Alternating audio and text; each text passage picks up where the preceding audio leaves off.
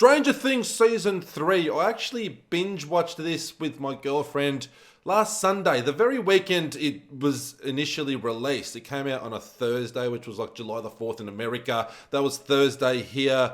And we binge watched the entire season that Sunday. I just haven't had the chance to upload a review. Initially, I was thinking about uploading separate reviews for each episode, but you know what, I watched the whole thing, might as well just do a big bulk review, and you know, most people probably won't watch it anyway. And first thing I noticed is a lot of my favorite YouTubers that I watch, they weren't too impressed with season 3. They had a lot of disappointed feelings about it, and one of the things that frustrates me the most is that someone said it was so unrealistic in terms of these young kids infiltrating an army base under this 80s mall that's actually being run by Russians. And what frustrates me is the very same people that say that's unrealistic watch movies like The Avengers and Superman and Batman.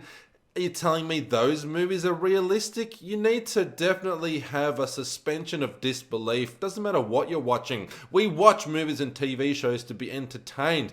They're not always going to be realistic. If you want realism, then just go outside and live your life. We want to separate ourselves from reality from time to time, and Stranger Things definitely isn't something I'm going to criticize for being unrealistic at certain times. Of course it's unrealistic. It's a TV show that's here to entertain us. And for me, I loved it. Every damn episode. I couldn't wait to watch another one. And I can't just binge watch anything. Eventually I'll burn out and get over certain shows or whatever I might be watching. Stranger Things didn't do that. I loved every episode, and I love pretty much every character and what they're doing with them. The characters, the main kids are getting older here, and we see that they're kind of distancing themselves a little bit or being pushed away from each other, especially with Lucas and Mike. They've got girlfriends now. Mike obviously is seeing Eleven, and there's a big focus on that in the first few episodes. Will, however, the poor guy, hasn't found himself a girlfriend, and he's still very deep into the tabletop Dungeons and Dragons role-playing side of things, and he just wants his friends around him, but they kind of, being pushed away from him, or they're distancing themselves because they're spending time with their girlfriends and they're kind of growing up, but Will isn't quite yet. Will's like me, just a big child, and it's sad, but it's also very effective, and it's also things that really happen when kids grow up as well. So I really like how they're doing that, and there's a lot of sort of side stories happening here. So you've got Lucas, Will, and Mike. You've got, Mike sort of having his own thing with 11, and then you've got Dustin, who comes home from camp, and he's mostly spending time with Steve. So it's Steve, Dustin, and now also Robin at the ice cream store. So they start infiltrating the Russian base, which is underneath the mall. So it's mostly, that's kind of like one group. Then you've got the other kids, like you got 11,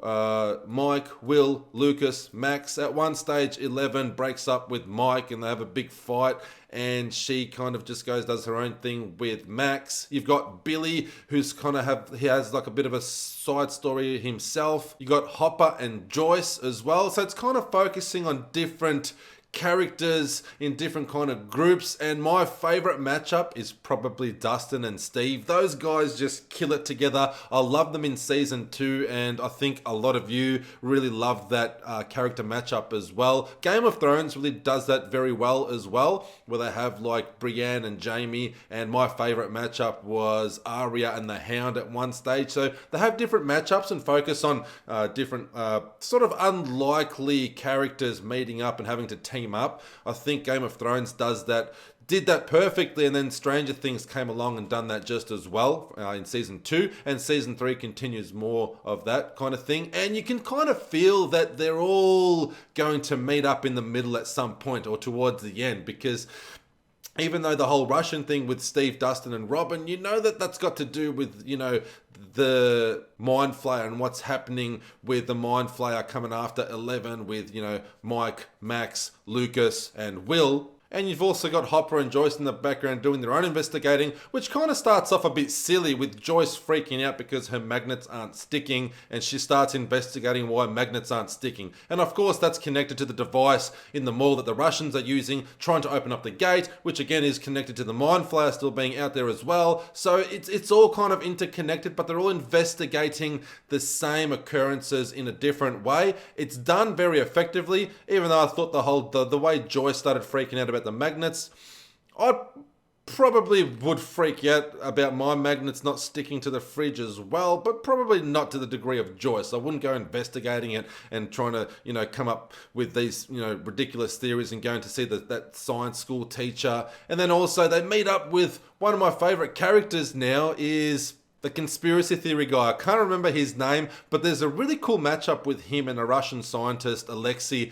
That was really cool and it was very heartwarming, but unfortunately, as you get to know Alexei, he's taken out. He gets killed towards the later episodes. So sorry if there's any spoilers in here. I'm not really holding back. I'm not going to reveal everything that happens in the show, but I might sneak in a spoiler here or there, but nothing really too significant. So don't be upset at me. I still love you. I guess all in all, what I'm trying to say is every character is lovable in this. I love all of the acting in this. If there's any characters that I thought were kind of weak, maybe Will, because he's not really included in the show at all this time around in season 3. He's kind of just in the background doing his tabletop thing. We don't see much of him other than, he gets that Mind Flayer feeling in the back of his neck. That's pretty much all it does the whole show, the entire show. But that's not the character's fault or the actor's fault. It's just the way that he was written in. But we did see a fair bit of Will in season 2, and he was kind of the primary focus in season 1, being kidnapped. So,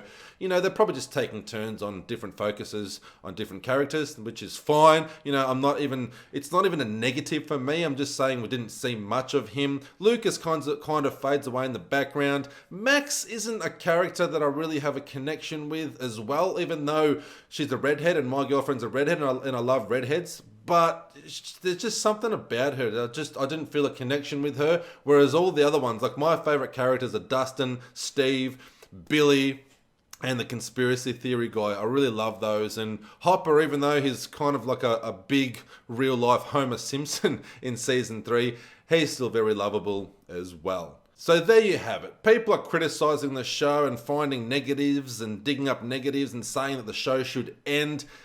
Why should a show end if you love it so much? It's an amazing show, and me personally, if I love a show like Game of Thrones and American Horror Story, Penny Dreadful, some of my favorites that I'm naming, Stranger Things is another one, you want them to last forever. Who cares if it's a little bit unrealistic? They're goddamn teenagers in a small town, or kids rather, they're growing up to be teenagers.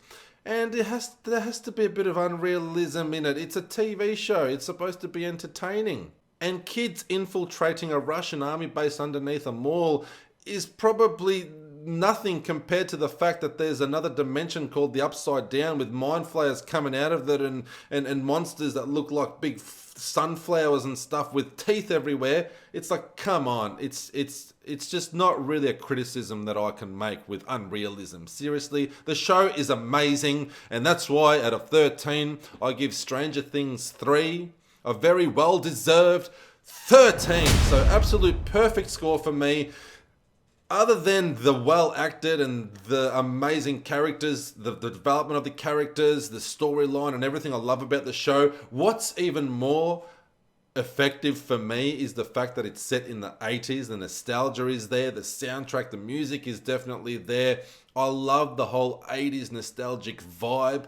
That definitely just makes things a hell of a lot better. But even if that wasn't the setting, I think it would still get a very well-deserved 13. I cannot really fault anything other than the whole Joyce overreacting, freaking about the magnets. Every episode was amazing. They don't always have to have a lot of action happening. I love character development, seeing what different characters are up to at different parts of the show.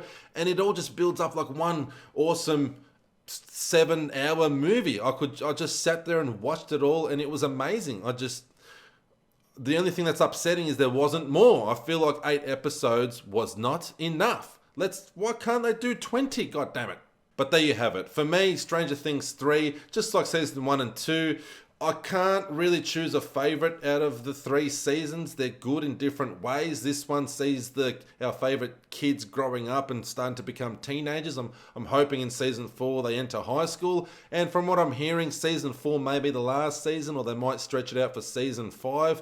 Yes, it can be difficult to justify that they're going to be getting into mind flayer trouble, over and over again for like multiple seasons, but I'm sure they could write something up, because I just want to watch these lovable characters grow up, and I want Stranger Things to continue forever.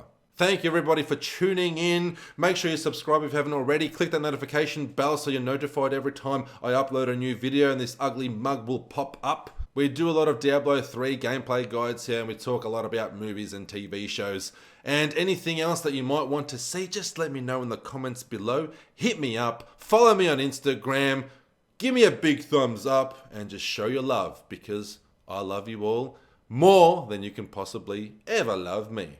Your creepy uncle, for now, signing out.